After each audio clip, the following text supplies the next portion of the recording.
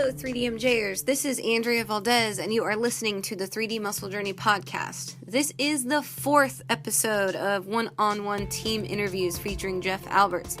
Like I've said in the previous 3 episodes, trying to keep it quick. It's now December 2016, so I'd like to close out the year with some State of the Coach addresses. Basically, we're asking the same questions to each person to see where they stand through this annual change, and it's something we plan on doing every year. Moving along, with Jeff as our 4th person in the hot seat, we will discuss our lives as athletes and professionals in this industry. We talk about what a typical day looks like for each coach, where they stand in their athletic journey, what their diet and training looks like right now, and if there's any major lessons learned in 2016 along the way. I'll also ask Jeff about some of his coaching milestones this past year and what other professional endeavors he plans to chase in 2017. We'll then end the interviews on a more personal note, discussing any other resolutions, hobbies, favorite things, and ambitions for the year ahead. So, like I said, this will carry on every week, with each coach getting their own time in the spotlight. And again, we really hope that these episodes carry a lot of value for the listeners and that they display how very different we are as athletes and humans. We all have different routines, we eat differently, we train differently, all while carrying the same core values of discipline, dedication, and desire that keep us united as 3DMJ family. So hope you guys get a lot out of these. This is our 4th of 5, and here is the 2016 Coaches Spotlight episode featuring Jeff Alberts. So what is your day like now? I know you're super mechanical compared to some of the other ones, but tell me about your days right now. Typical day? Yeah. Like a weekday? Yes. We'll start weekdays. Okay. So Monday, Wednesday, Friday. I usually get up about the same time every morning. It's usually 5:36 in the morning. Ugh. I'm up, and when I was doing cardio, that would be like the first thing I would do, like Okay. right out of bed, straight to the bike. Actually, I'd make a pot of coffee first. That way, when the coffee's done, I'm done with my cardio. I could have my coffee, but just straight to the bike and get that done. Okay. But I've eliminated cardio this past month, and we could get into that later on. But yeah, I get up, and usually I'll have a cup of coffee, kind of get my first 10 to 15 minutes of just Jeff time, maybe search social media a little bit, and then that's how I kind of start my day. And then usually after that, Ethan's kind of making his way downstairs, so it's, putting Blaze on. That's his favorite cartoon. And How then old is basically, Ethan? Tell everybody about Ethan. He just turned 4. He turned 4 the day before Thanksgiving. Okay. So yeah, he just turned 4, and he's a lot of energy. So right away it's okay. Ethan's having his coffee with Dad because he equates chocolate milk to coffee because we drink coffee in the morning. Okay. So it's like, Dad, can you make me my coffee? Yeah, okay, I'll make you your coffee. So we have his chocolate milk, and then basically after that, it's okay. Now I'm making breakfast for the family, and they're out the door by 7, so I'm getting breakfast made. That way they have breakfast, and then from there, this is Monday, Wednesday, Friday. Usually from there, I eat my breakfast like right when they leave, like 7, and then when I'm done with breakfast, I'll take the dogs out, and then I'll make my way to the office. So usually about 7:30 is when I start work. Okay. Monday, Wednesday, Friday. Tuesday, Thursday, it changes a little bit because Ethan goes to preschool.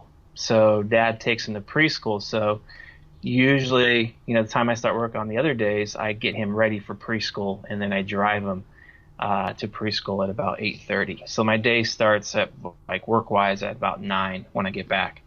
And then the days he doesn't go to preschool, my wife's taking him to Nana's house. So Okay. So that's kind of like a typical morning for me. I'll work, usually 7:30 or 9, those start times, and I usually go till about noon.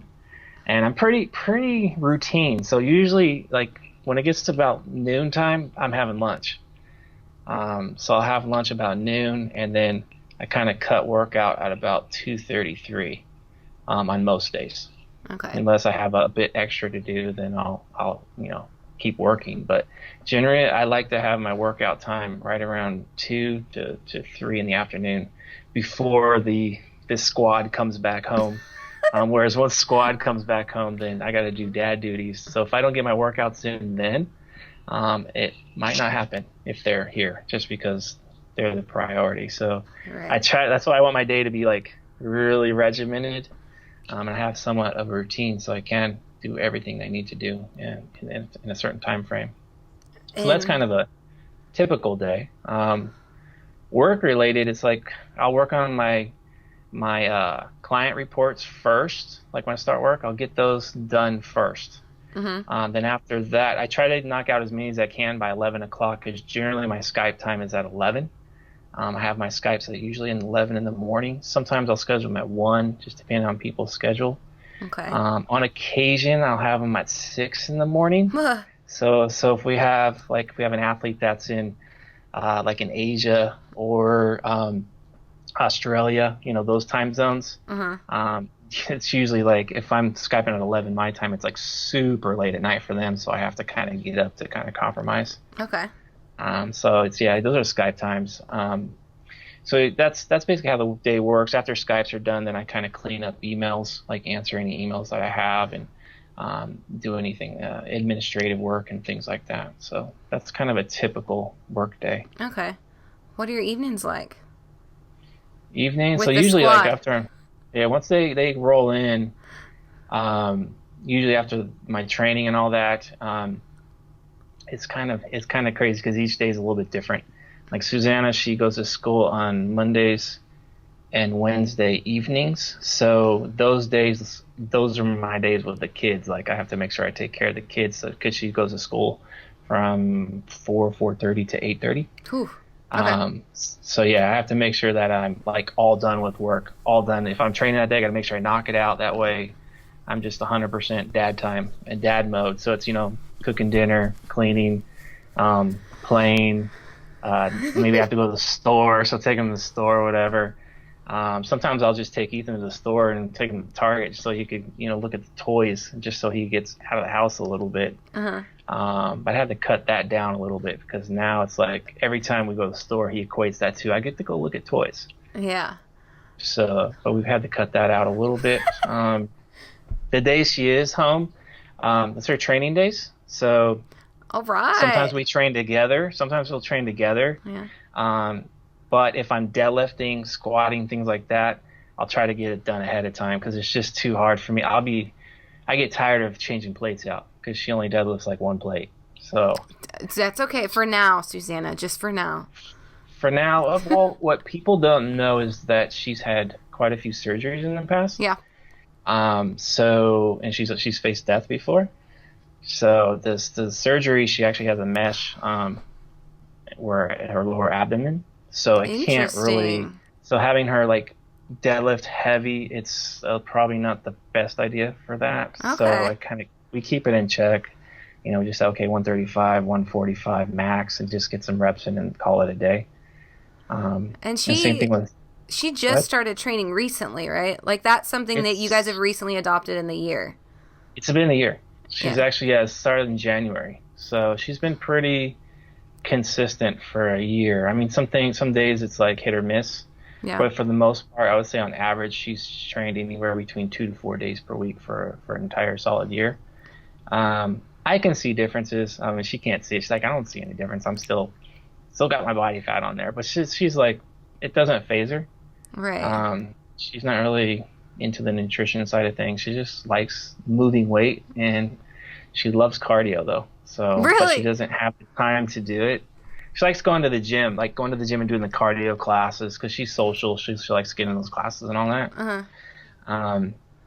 But yeah, as far as her training, like if I'm not training with her, then I'm out there with her. Like I'm watching the kids at the same time as like making sure her form's on point and things like that. So that's kind of typical. Then after that, we have our dinner. And then usually after that, we're doing something, whether it's going to the park, going to a store, whatever. We're like, she can't sit still. So it's like, we've got to go do something. Or we're messing around here at the house, playing with the kids or something. And then we get them, get Ethan showered up, get her daughter all situated for the next day, make sure her backpack's all ready for school and all that. And then we get him into bed about 7. You guys have such routine. And I have to have it. I know. Yeah. I honestly wonder sometimes, like, how did I even make it through grade school? Like, like being in the same place for 8 hours. I don't know how I did it, but like I admire that about. I admire people like you because I can't do that. Not all the time. I can't. Even in prep, I'm like a lot more. Anyways, I admire it. I think it's cool that y'all do that. If it's not routine and it's not structured here, things get really crazy. So there's been some moments where the routine gets disturbed, and there's just way too much stress. Like, it stresses everybody because the routine gets all out of whack. Now all of a sudden Ethan's kind of like not doing his thing, and Caroline and my stepdaughter's kind of like doing her thing, and then it's just so it's like I have to kind of make sure that we're. Have you always been like that? Yeah.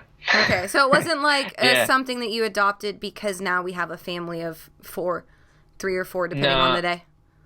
No, I've always been really kind of like this, and I'm like the type of person that if I'm going to sit down and watch TV, like when we settle in for like when the kids are settled in, it's just like, okay, now it's my wife and I's time to kind of just watch a show or something. It's like I have to make sure that everything is in its place before I can sit down and relax.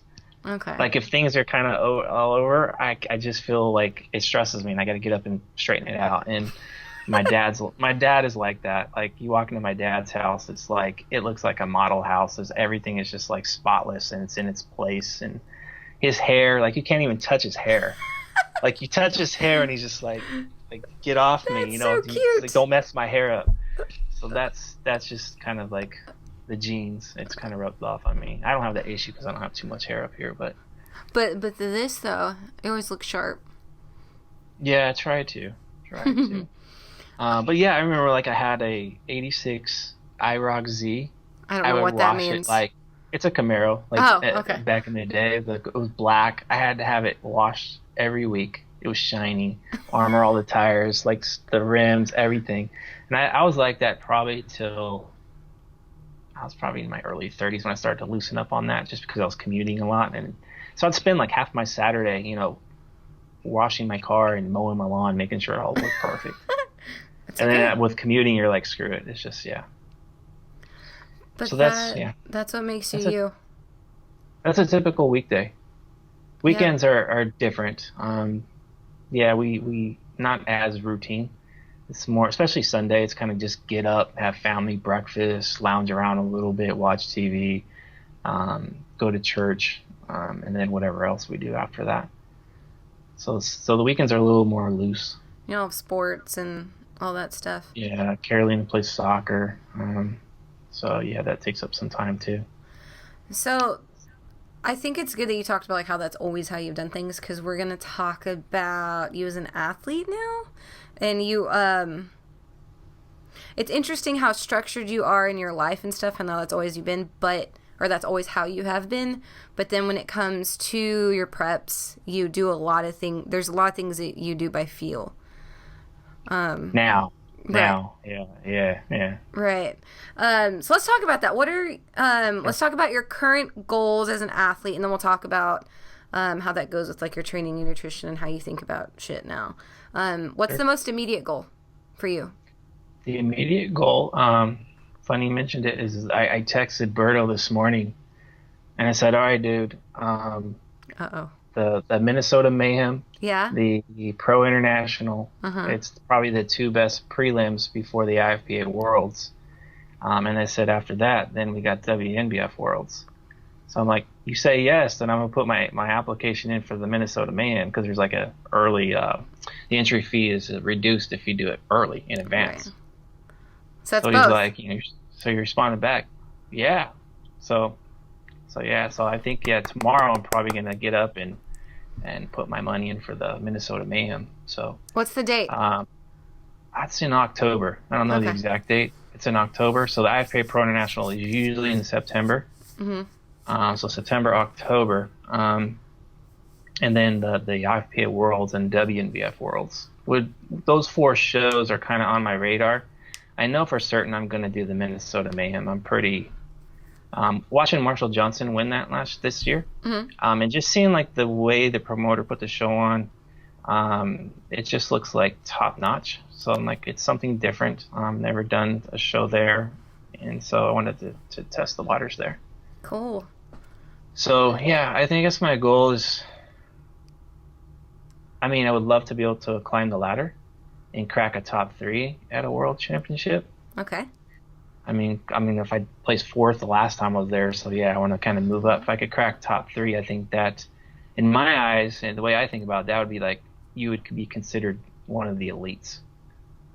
And fourth would not make you elite in your brain? Not in my brain, no, because Okay. you think, okay, the guys were ahead of me in that lineup. Cleveland Thomas, Okay. um, Siobhan Cunningham, Mm-hmm.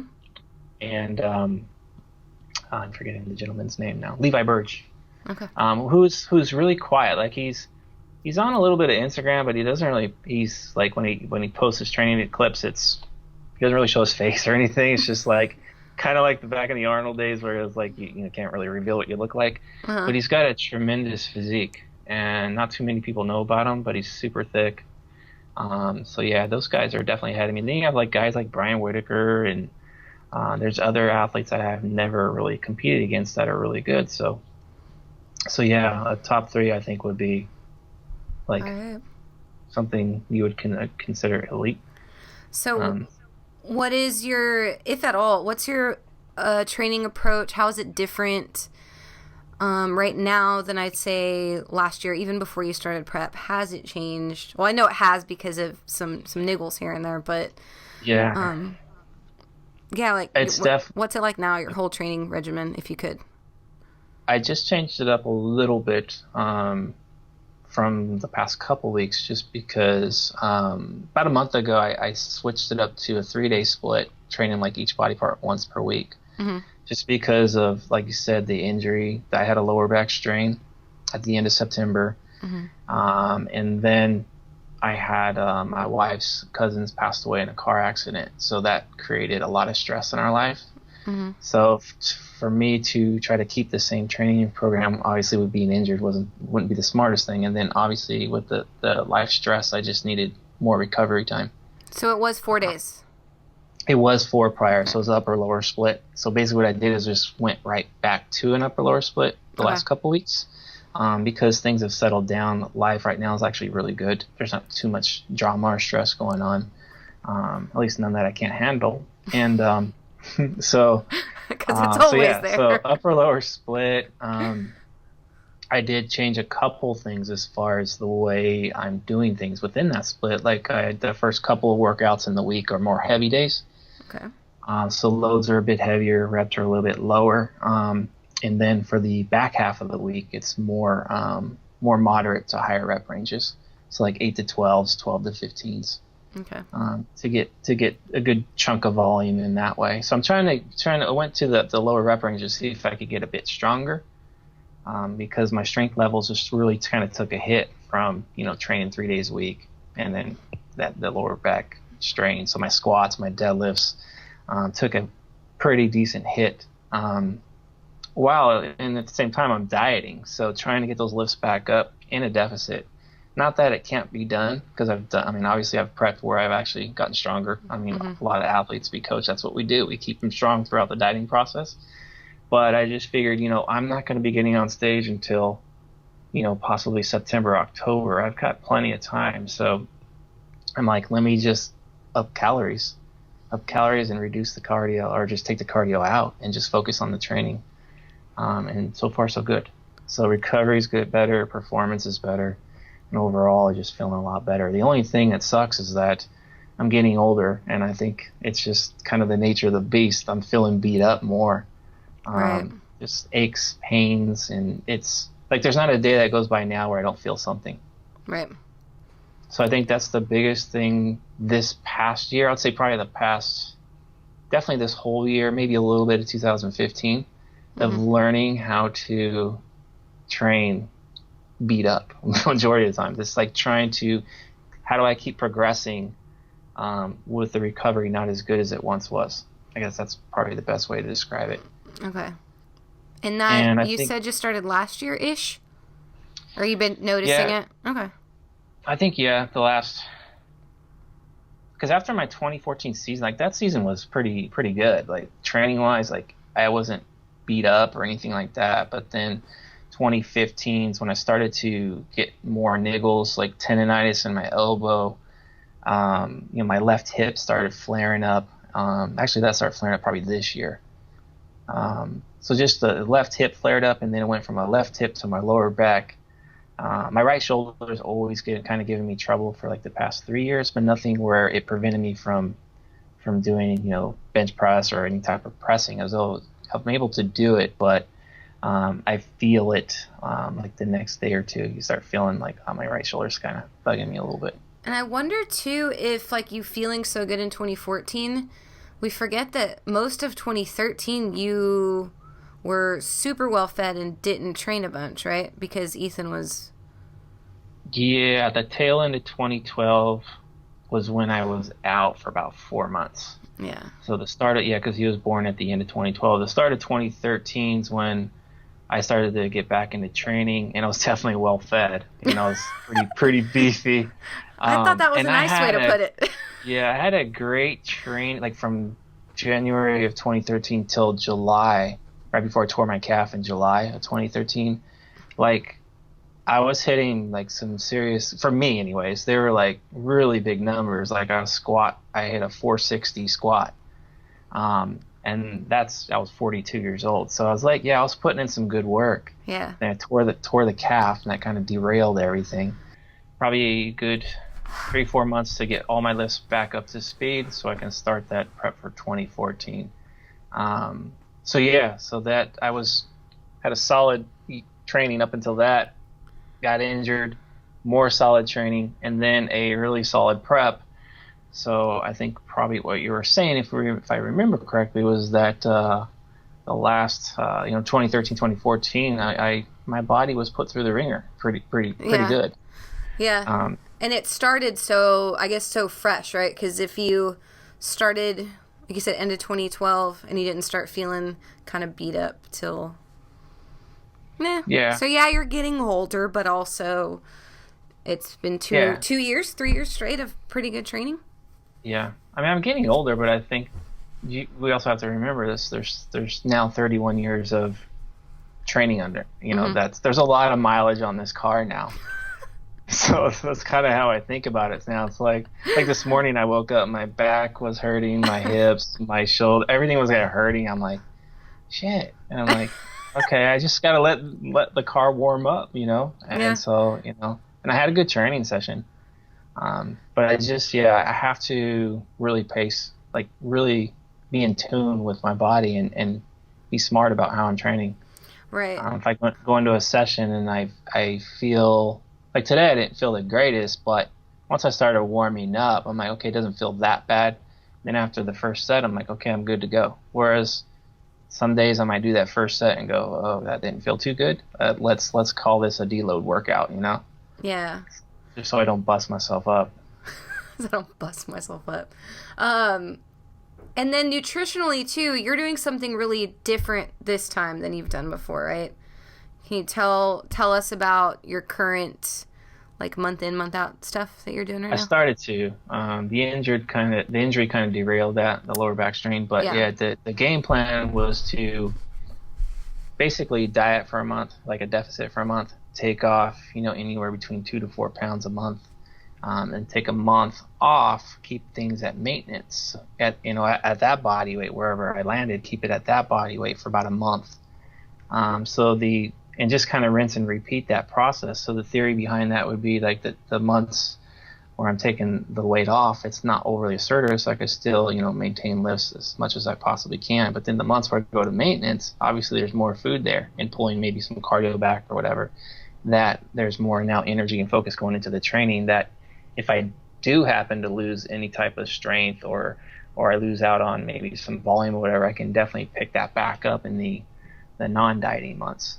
Yeah. And it was working really, really well until I injured my lower back. So that kind of changed things. I stopped dieting right now just to kind of get myself back up to speed as far as my performance, as far as my lower body training. So probably in January, since I'm I wanted to be like right around 185 by the end of the year. That's not going to happen now. Okay.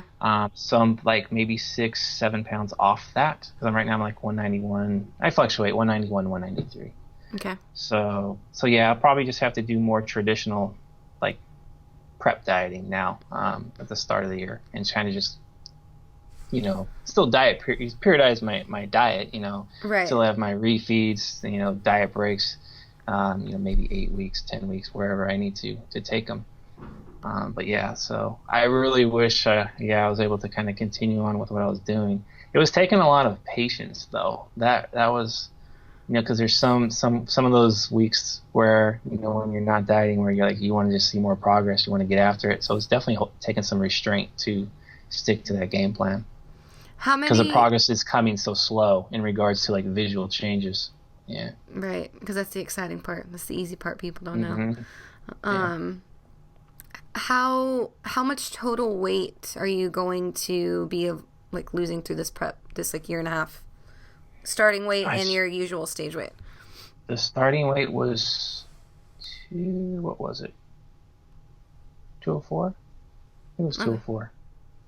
And then by the time I'm done, like I need to be leaner than I was last prep. Last prep, the lowest weigh-in I saw was a 169. And that was actually the day of the photo shoot with Brandon the week before the Worlds. Okay. So that day I woke up, that was the leanest I was, but I was flat. So every photo shoot, that sucked. Every photo shoot I did with Brandon, it was flat. It wasn't even, I was flat. I wasn't even full. Well, because you're not peaking for a shoot. You're saving it for the... Yeah, exactly. Well, that's what my thought was. I'll just do some extra push-ups and hope for the best. But then next year, yeah, I definitely want to make sure that some of those shoots I'm like after a refeed or something. But yeah, I think this time around, I probably would like to see a 167 or 8 as a low, which would obviously be a 1 or 2 pound difference off of the conditioning I had in 2014 might make a huge difference. And again, when you're trying to become top 3, you got to go to another level. So yeah. What's your... So it's going to be, what is that for? That's 34 or 36, 37 pounds total? Yeah. Over 6, how many weeks? Total, 60 something, no? I haven't, it's like a year and a half because I started in June. So by the time I hit this date, by the time this whole season's done, it'll 70? be November. So 70 or 80 weeks? It's a lot, yeah. It's more than I've ever done before. Right. But it's also, so far, it's been the less assertive than I've ever done before. So it doesn't feel like a diet right now. Like I don't feel like I'm actually prepping. It's kind of like this is how I've just kind of like, I treat it as a dimmer switch. Like when I start prep, it's not like I turn an on switch, off switch. That's what I used to do back in the day. Mm-hmm. Now it's just kind of like a dimmer switch. I'm just slowly kind of turning it, and I turn it back when I need to. So it's almost like I've created, this is now a lifestyle versus, I'm prep and I'm X number of weeks out. I don't think of it like that anymore. When do you think, I don't know how your 2014 mindset was, but at what point do you think like, all right, now mentally I have to go to that place? Like when does it feel like that? In 2014, it felt that way after the Pro International. Oh, so even all the way to the stage, your first showing, you were like, this is all I right. didn't. I mean, I had some days where it felt like prep, but for the most part, up to that point, I still felt like, okay, good. But after that, I knew, because I was fortunate enough to win that show, but definitely I wasn't the most conditioned there. Okay. Like guys like Marshall Johnson were leaner than me, so I'm like, okay, on another, if I go to the Worlds, I'm gonna have to bring my A game like even higher. So I was like, okay, I need to really buckle down, and that was like 8 or 9 weeks after that. So that 8 or 9 weeks, I lost maybe 2 more pounds, and that was it. That's hard at the end, though. Yeah, it was. There was like a slip up, I do believe. Okay. Yeah, after I did my taxes. Yeah, I didn't like the outcome of that, and on the way back from the tax, I got my taxes, and I was like, shit, I owed that. Damn it. So I was like, there was a Walgreens right next to the tax guy's office. So I went to Walgreens and grabbed like three or 4 candy bars and ate those things on the way home.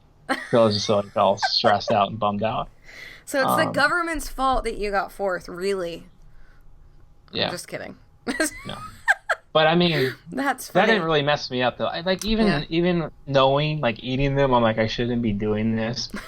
But I knew also too at the same time like it's not going to probably impact the big Yeah. picture too much because like 2 or 3 years later I'll see new lows anyway.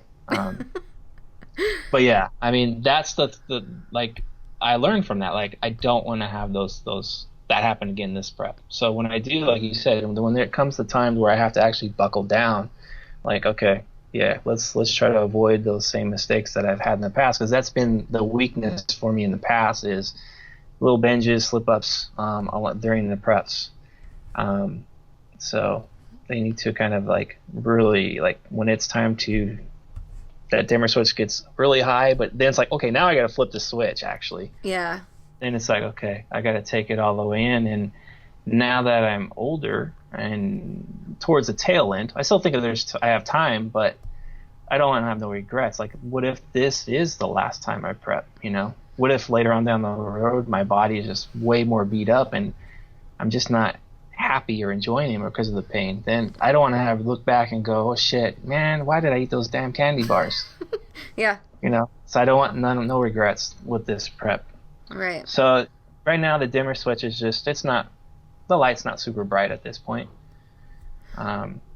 What are your dieting macros, like your dieting month macros and your maintenance month macros? I know right now we're in like a longer than a month maintenance thing, right? Like Yeah. because of the injuries and stuff. But what are the differences in your deficit, like your harder deficit months?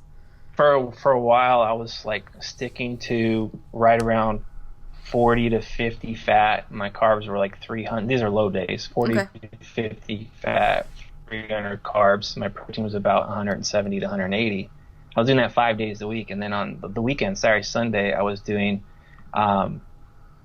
roughly the same amount of fat. The carbs would be anywhere between 4 to 500, and the protein would be ranging anywhere between 170 to 180, 190, on occasion 200. That would be auto-regulated though, depending on, you know, if Susanna was like, you know, hey, let's have some wine or something like that, then I would adjust things, fit that in. So some of the numbers on the refeeds would be skewed a little bit. Mm-hmm. But that's generally what the dieting numbers were looking like on the dieting months, and I was relying on cardio really to kind of propel that fat loss. Okay. So when I stopped the dieting month, I would just pull the cardio out or reduce it down, and that would kind of just stop the fat loss. And then when I go back into the dieting month, I was just putting the cardio back in. So the food levels were kind of staying relatively the same for the most part, and just kind of letting the cardio kind of do its thing. But now, like, I've totally eliminated cardio. I'm not doing any, and then I've increased my calories by about 350.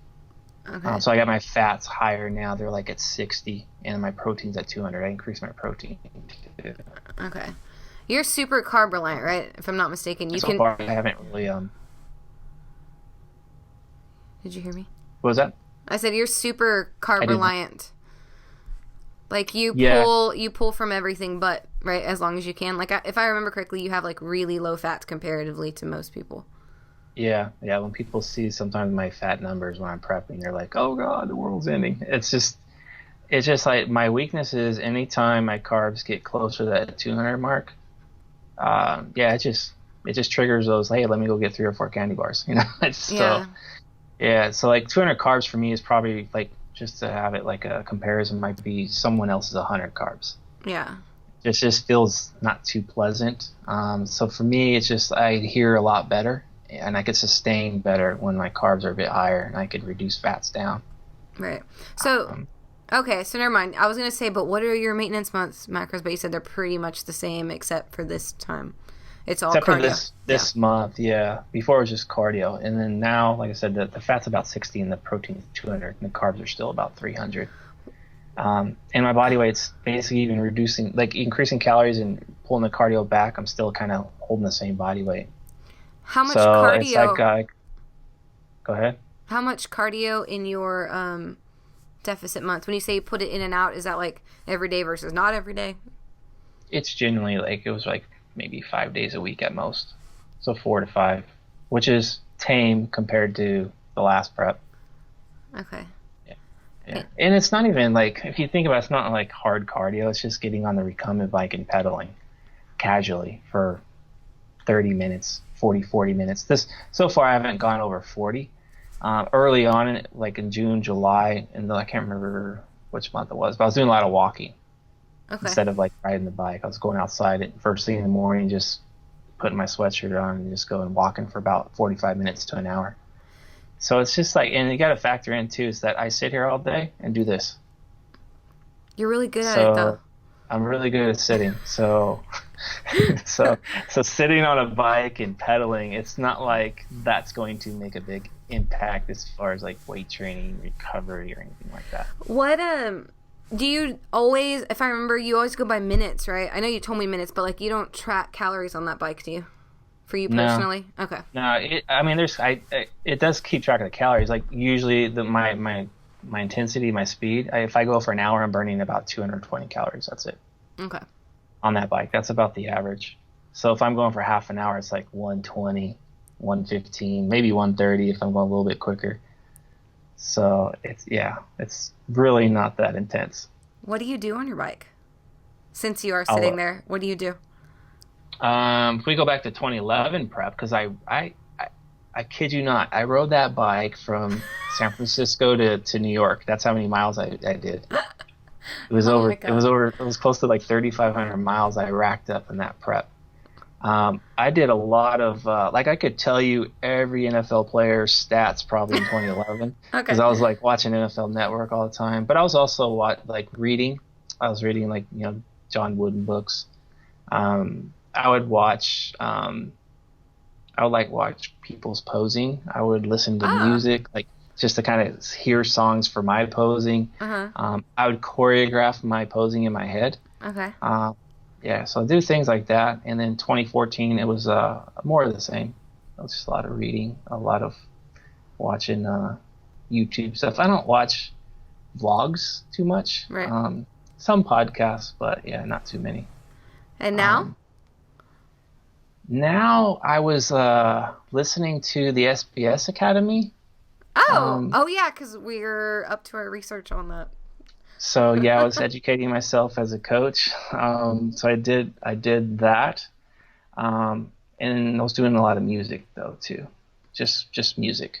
What are your jams? I have to know. It depends on the mood I'm in. It could be like Frank Sinatra or Tony Bennett if I'm like really mellow. Or awesome. It could be like just straight up instrumental. I like instrumental stuff, whether it's like upbeat, like rock type instrumental, or just like whatever, slower type stuff. And then basically I'll get into like John Legend as well and things like that. So I'm like, let me listen to some romantic stuff so I could score points later on. So that's perfect. That's the best multitasking so ever. I guess a little bit of educational and entertainment. Okay. I'll also listen to like inspirational speeches. Mm-hmm. And a lot of times, like I'll find some good nuggets there where I'll forward that to athletes, or just take a couple lines from it and forward it. So things like that. So, other than the month on, month off kind of approach you started with, is there anything different in strategy or mentality this year than you've had before, as in regards to your athletic career?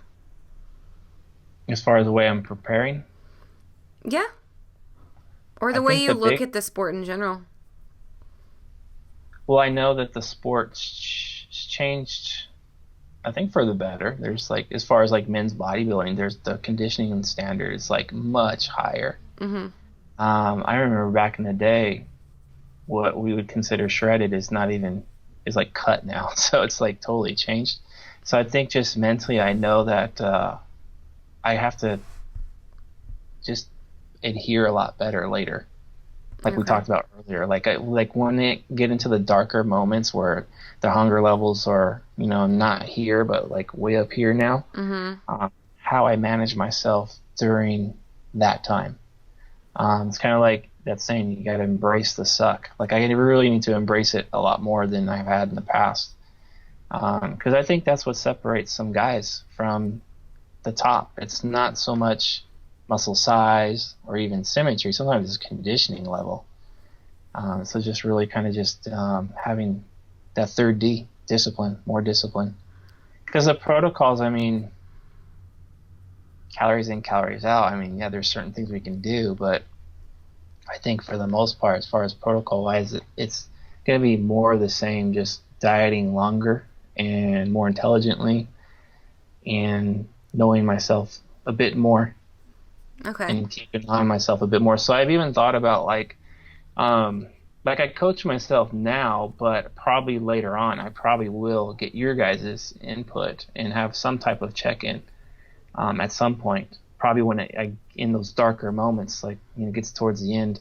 And I even thought about, you know, even checking in with my brother, because my brother's the last 3 years, he's gotten probably leaner than most humans get. Mm-hmm. So he has that experience of how to handle things in that hunger state. And I've talked with him about it already, as far as like, you know, that mentality and how it feels and et cetera, et cetera. And so just having probably you guys, maybe having him in those days where, you know, he could probably say, Jeff, don't be eating that shit.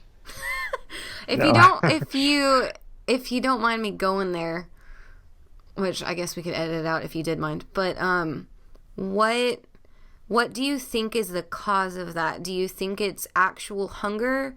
Do you think it's poor planning on a certain day? Do you think that it's environmental things? Like, when you do have little mess ups, do you think that you know why?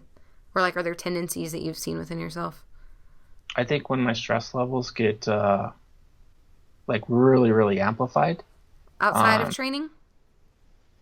Yes. Okay. I'll turn to food. So we already know that when you're prepping or in a deficit, stress levels they get intensified, not just like physically, but also mentally and emotionally. So when a lot of shit's kind of hitting the fan at the same time, and if I'm like in a dig week, let's say, then stress levels high, something's going on, it's like the taxes.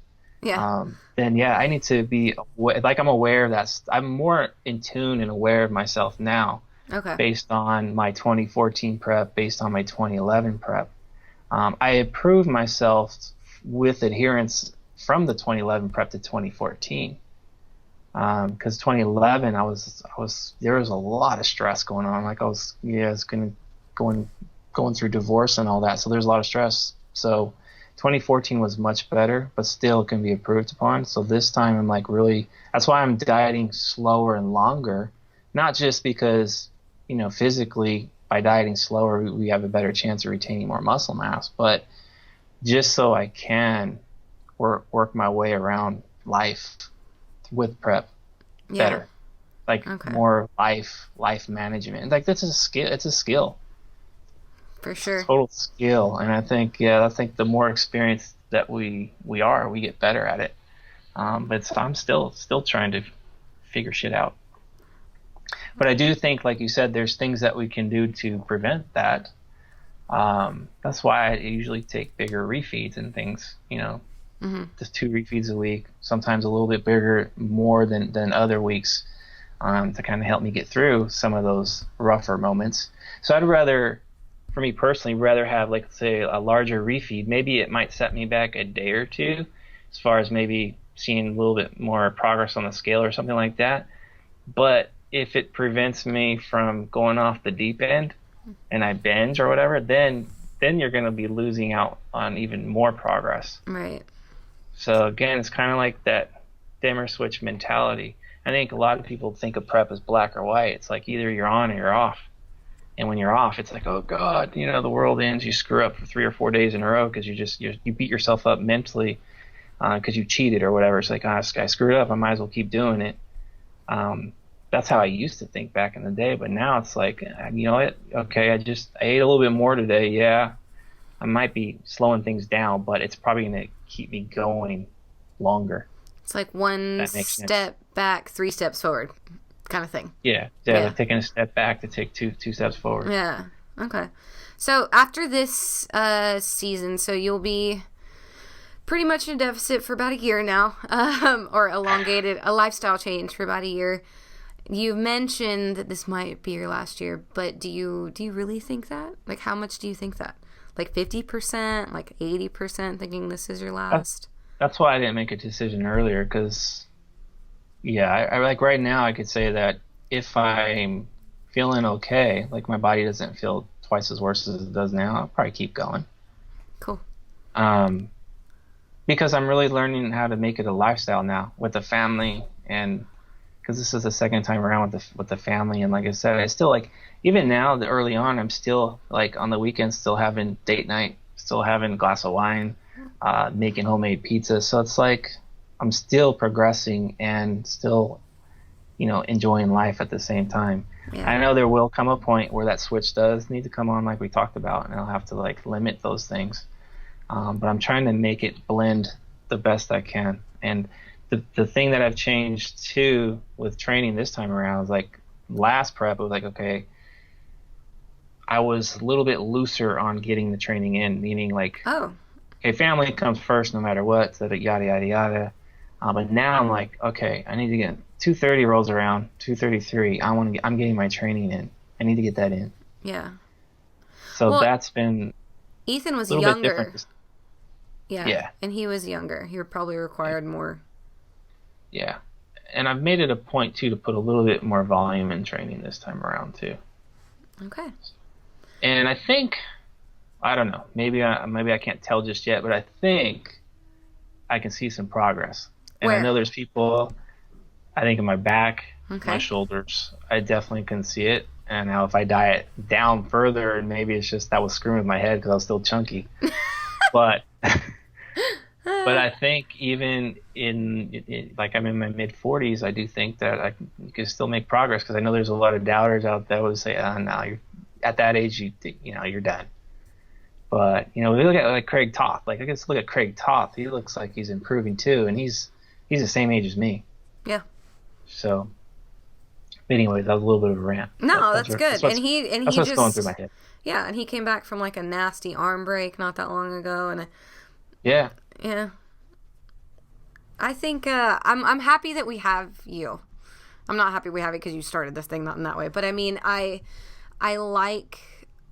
I guess I'm grateful to be so near to you in this experience, because I've only prepped twice and been in like 4 shows.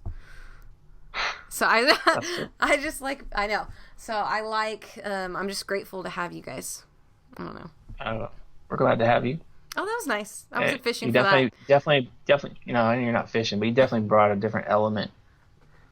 That was a much needed change. So. Oh, thanks. But I just, I've been watching, I watched every one of your vlogs in 2011 by myself in my apartment in Oklahoma. I don't know if you know that.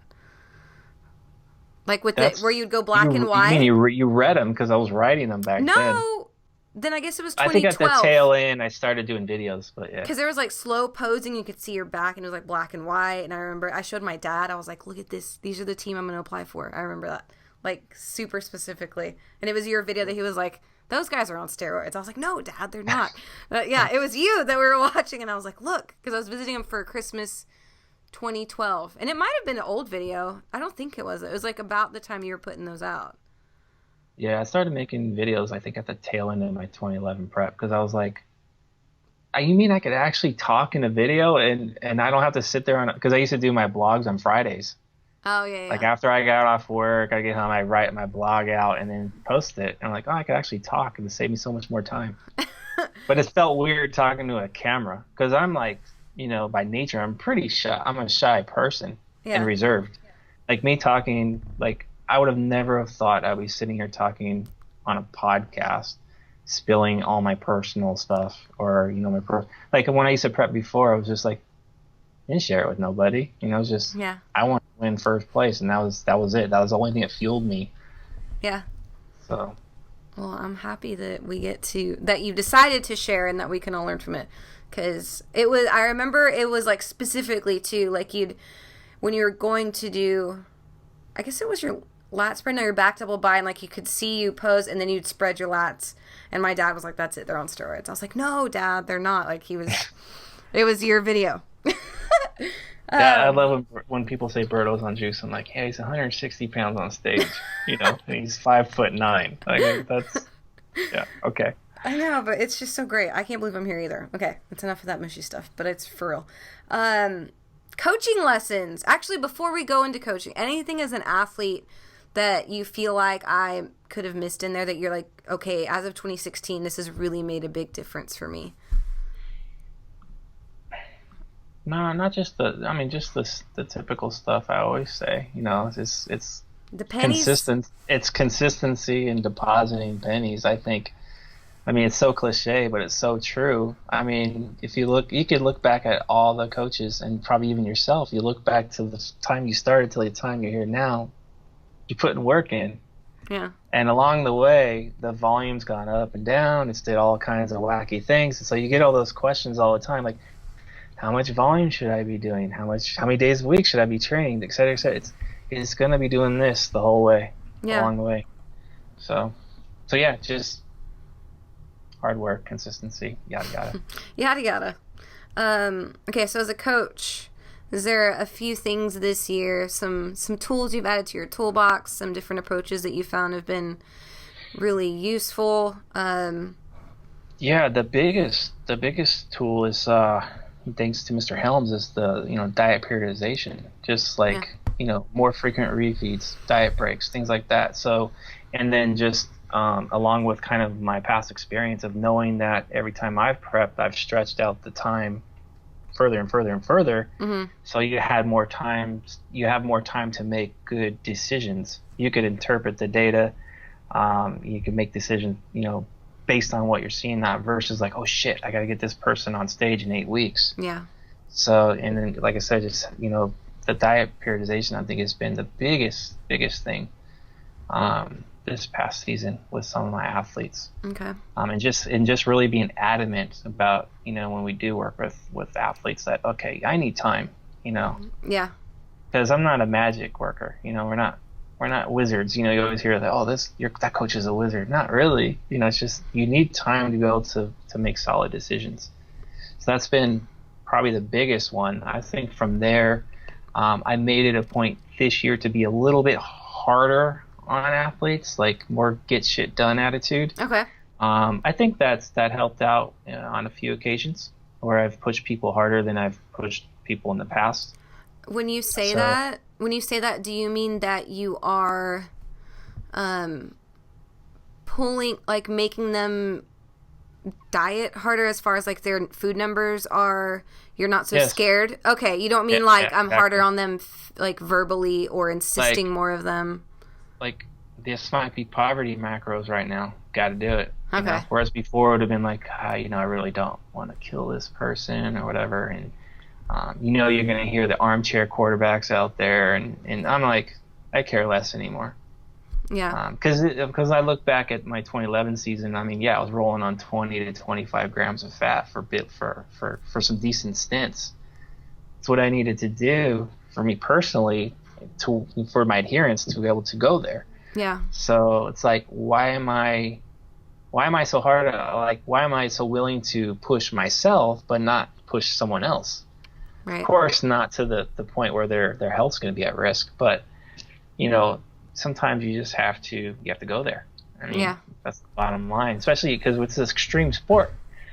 So that's something this year I've done, and I think with one gentleman in particular, he got his pro card at the NGA California, and there were some weeks where he's checking in and he looks like a zombie. Mm-hmm. He just slurred and everything, but in the end, I mean, he got what he wanted. He wanted a pro card.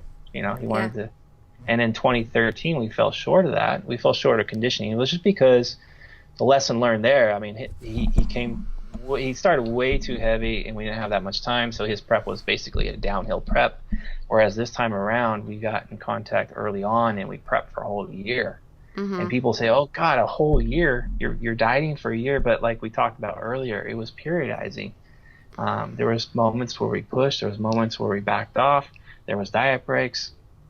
So it wasn't like downhill. Right. So what I'm seeing the last few years, you've probably noticed this too, is that you don't see 12-week preps anymore in the natural bodybuilding world. You don't see, and even a 16-week prep seems short. Mm-hmm. Now you're seeing these 20 to 50, Yeah. even sometimes longer preps. So I think that's becoming more the norm now. Whereas, I think even in the beginning of the year, if we would have said that out loud, we'd been like, those guys are nuts. Yeah. That's crazy. But that's so basically, yeah, just those are the biggest things I've learned this past year as a coach, that I need more time. I need to be smarter with their approach to the dieting. And as far as the training, just what I've learned with the training is that, it's not always about adding more and more and more. You got to know when to pull back. And I think as far as especially when you're prepping and the calories just aren't there to support more and more volume. So you have to kind of pick your spots with that as well. So I've gotten pretty good at that. Cool. What about, I feel like one of our meetings you went on about some things you've been doing different with their show weeks. Oh, the peak weeks? Yeah. Yeah, I think they're traditionally early on, we were running a lot of front loads. Mm-hmm. Feeding them more early in the week, tapering it down. Then, if we need to feed them the day before, we try to bring it back up. But now, I haven't done a front load in 2 years. It's just back loads. And I think, we can look at the trend, I think, for back loads. You look at Cliff Wilson, who's doing the rapid back load and all that. So it's becoming more the norm and accepted, whereas I think people feared it a little bit before. And what's kind of funny is when I first started competing, that's all there was. Yeah. That's all I did was deplete early in the week and then load up at the back half. Mm-hmm. That's how I won my pro cards. And there was some shows that I did where it was really assertive, the back half. The last 3 days, running carbs anywhere between 400 to 700 leading up into shows. And so that's so, just, yeah. Yeah, that's so weird how we're so quick to experiment with ourselves, but there's that coaching fear of messing someone else up. Yeah. But with yourself, you're like, fuck it. Yeah, there's some athletes where you have a really good relationship. And again, it's like you said, you don't want to mess them up, and they're investing so much energy, Mm-hmm. time, money into that one day, and it's like you don't want to screw them up. Everything's going so well, and you throw a bunch of carbs at them at the end, you spill them, you're like, ah, shit, I just messed them up. So yeah, there's that fear. But if you there's a couple of athletes I worked with this season where the relationship was really good, and I'm like, hey man, I'm thinking about trying this and that. What do you think? And yeah, let's try it. Let's run it. So you get the buy-in, and then if you're both okay with it, you run it, and then that's how you kind of see what works, what doesn't work. Yeah. But I would say in general, the last 2 seasons, the peaks have been better with back loads versus the front load. Because the front load, it's they would look really good after the load. On as Tuesday. the week go on, they flatten out. Then you're like, oh shit, now you're scrambling to try to get that same look that you accomplished in the beginning. So it's just, let's just move it this way. Yeah. Just move it towards the end of the week. Word. So. Outside of coaching, is there anything in particular that you're working on professionally? I mean, professionally sounds weird. I need to stop asking that in everyone. Well, I guess because Eric, it makes sense because he's getting his PhD or whatever. But yeah, just anything, hobbies, any projects, anything that you're doing outside of coaching and training that you're loving right now. Shit, loving being a dad, I guess. I mean, that takes up so much time. I bet.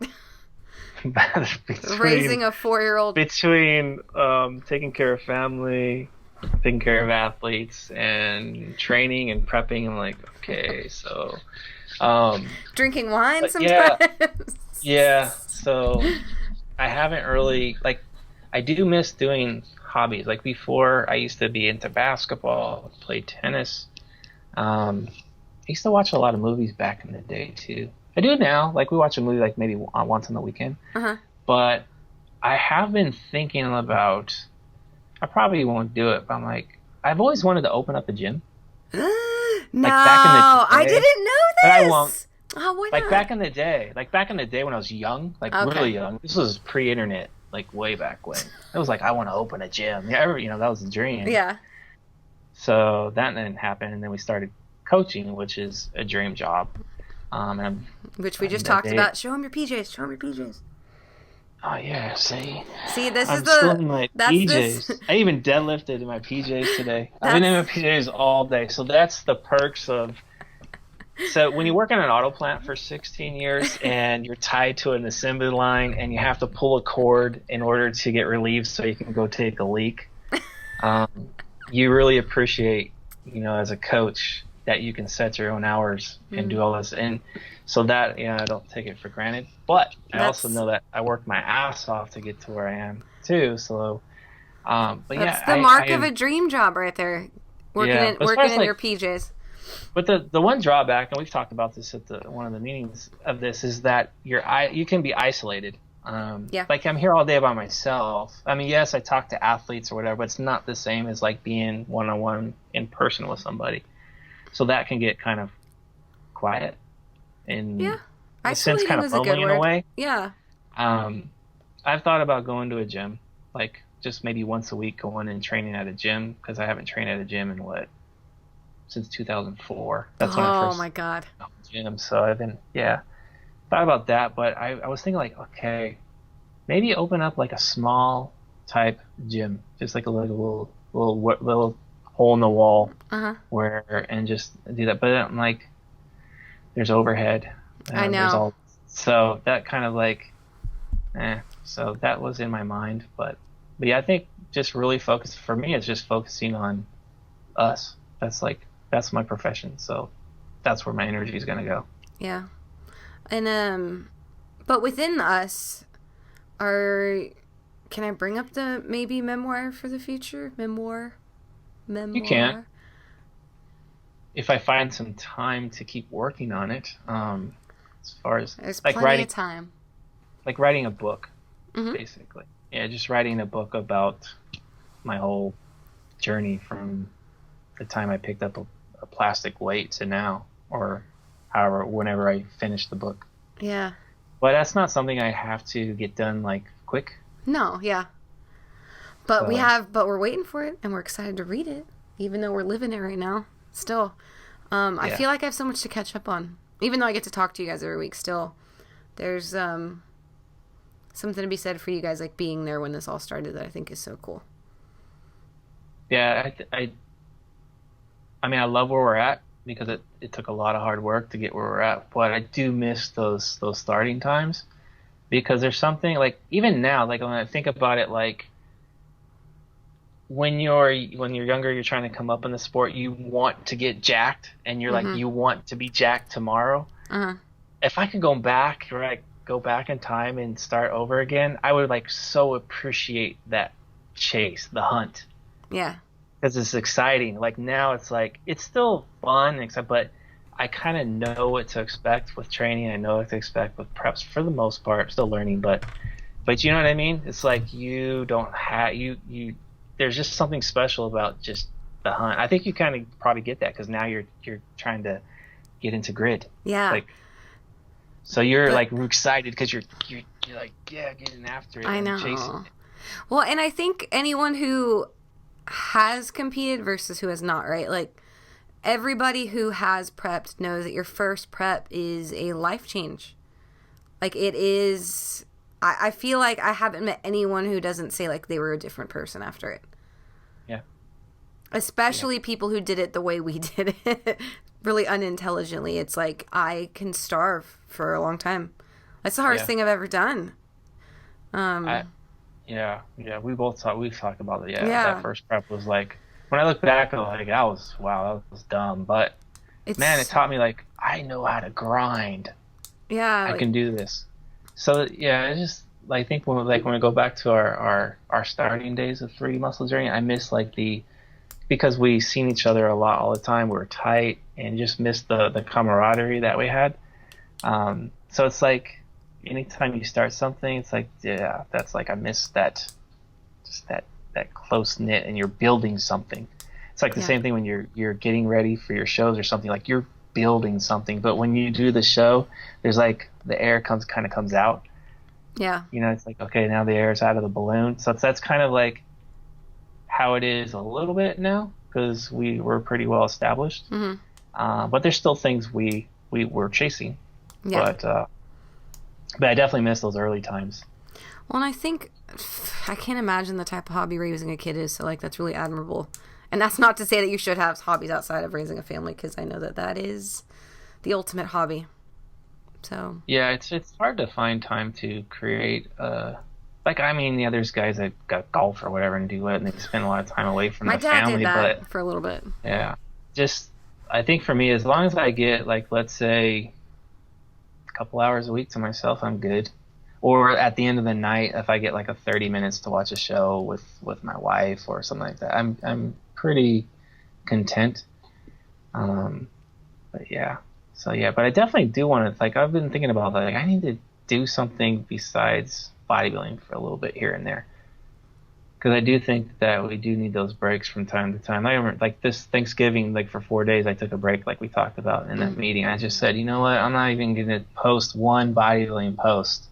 I think over the family vacation, it was all family. Over those 4 days, just family posts. That was it. I distanced myself from it because it was just like, okay, it's getting to be too much. I needed some time away from it. Yeah. Which is good because now I'm getting more refreshed again. Hobby periodization. Hobby periodization. There you go. I do have an RC car inside that cover right there. See, that I know. was given to Ethan. His uncle's girlfriend gave him this car. It's super fast. I'm like, this is not for a 4-year-old. This car's way too fast. But I don't play with it. It just sits there.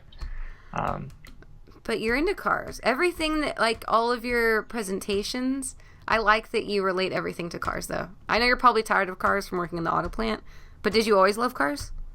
No, I'm not into cars as in I'm going to work on cars and make them faster and shit like that. You just It's wanted more that like, one pretty I like car? I like my cars nice and clean.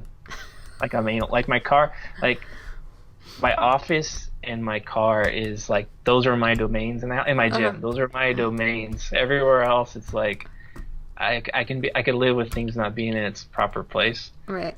I'll drive Susanna crazy otherwise, you know. But so my car, it's like I'm adamant, like if you drive my car, it better stay clean. So what are your current very non-important addictions right now? Like, what's your favorite food right now? My favorite food is... Or your favorite meal? My favorite meal, I think, is breakfast right now. Which is? There's something about my egg white omelets with string cheese. That's yeah, it's egg whites with just string cheese. I just rip it up and put it in. No salt, no pepper, no, just plain. And then I make sure I cook it enough to where it gets a nice grill on it. Okay. Like I like my eggs kind of crispy. Uh-huh. And then English muffins right now, like 2 English muffins to go with that.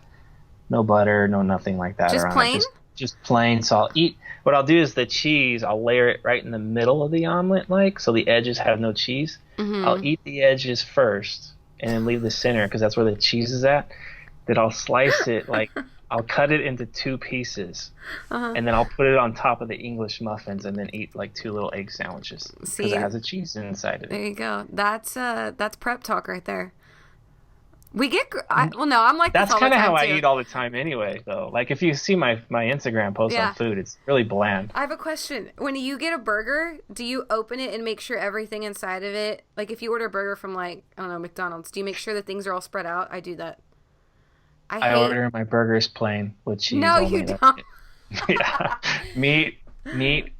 meat, cheese, and bun. That's it. And my God. A story when I was a kid, my aunt, we went to Red Robin. This is like I remember this to the day. I was probably like 8 or 9 years old. And I ordered a cheeseburger, plain.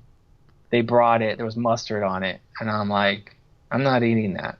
And my aunt like scrapes it with a knife, you know, the scrap off the bun. I'm like, not eating that. She's like, I scraped it off. Like, it's still on there. I'm not eating it. So she was like upset because I wasn't going to eat this burger. She's like, well, you're not getting nothing else. You have to eat it. So, and you're not going to eat the rest of the day. I'm like, okay, I want to eat. And I did it. Like, I cannot stand mustard and mayonnaise. The smell of it just makes me want to yak. Okay. So that's why everything's bland. I'm a bland eater. All right. So breakfast. What else? Wine. I've really never heard you talk about wine until recently. Is this a new thing? I think, yeah, she's got me onto wine. I didn't really drink wine before meeting her. Mm-hmm. She likes wine. She likes going out. She likes dancing, things like that. She's totally introduced. Like, I'm just a simple dude. She's totally introduced me to a lot of things that I would have never done in the past. Where do y'all go So, dancing? like, it just depends if there's parties or something. Usually, like, at some party or something. But there's like some clubs downtown. Like, not clubs. They're like more like Bars? Lounges? bars. Yeah, lounges. So we'll go in there and we'll have like a glass of wine, maybe order like a small hors d'oeuvre or something, and then listen to whatever music is playing there. So we'll do that on occasion. That's so cute, Jeffrey. Yeah, you gotta.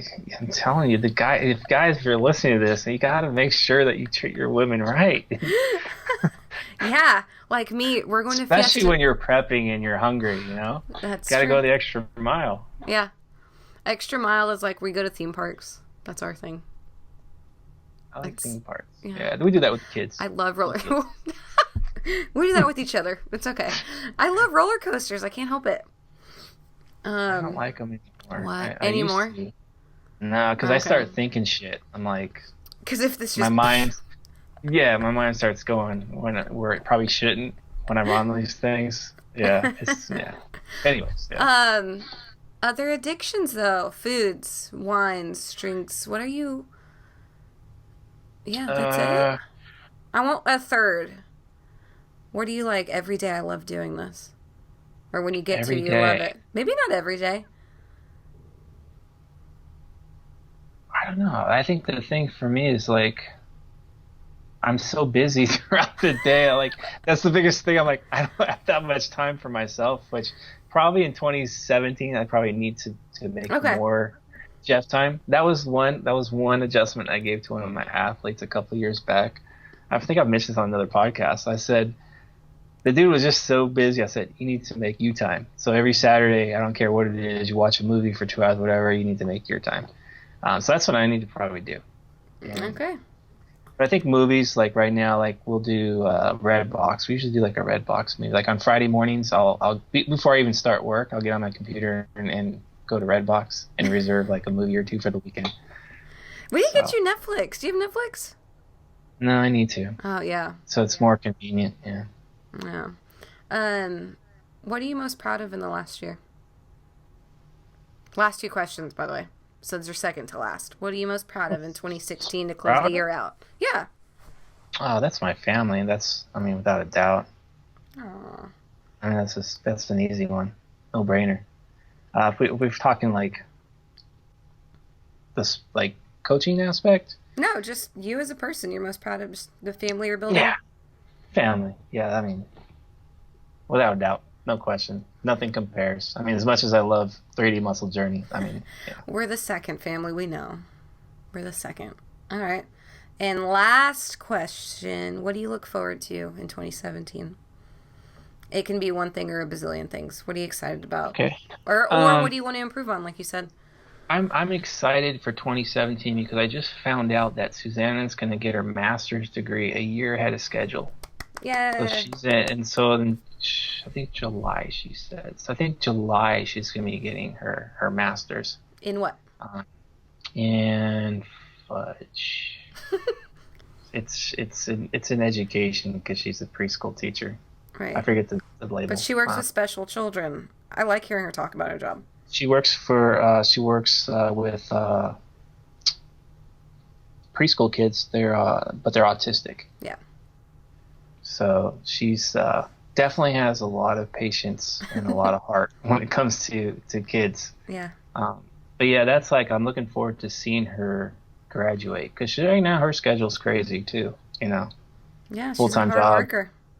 School, homework, kids, trains. She's probably got more on her plate than I do actually Yeah. when I think about it. So yeah, I better make her some tea right now when I get off this. But anyways, yeah, that, and I think as far as me personally, I'm excited because Ethan's probably get him into soccer. All So that'll right. be cool watching him run around. and then just watching Carolina still, because she made the competitive team Right. for soccer, so that will be good watching her do that. And I think personally for me, just seeing if I can move up that natural bodybuilding ladder a little bit, but more importantly, just getting on stage with Alberto and maybe at some point my brother, but I think that probably won't come till the following year. But yeah, just sharing those backstage, experiences and moments with people that are close to you in the sport, and maybe making new friends. So that's always like the perks of competing.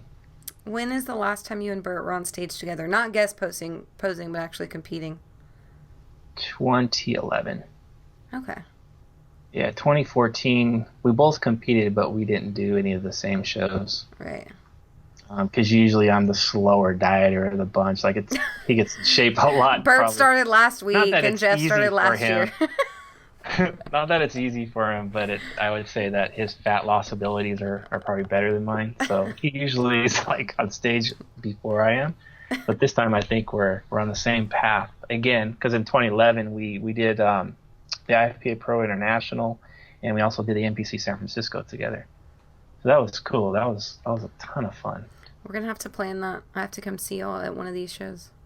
Yeah. So and I just have to make sure I stay on my A game, so he doesn't catch me too much. Gotta leave on the top. You gotta leave on the top. That was a little jab. It's okay. He felt it. He'll watch it. Well, that's it, man. That's the year. I think you're actually the last podcast of the year. Mine accidentally, because we didn't plan well, bleeds into 2017. But okay. We're ending with you. The Godfather. You're ending with the old guy. Perfect. The guy that started it all. You're the most important guy. All right. Well, anyways, thanks for talking to me, Jeff. See you next year.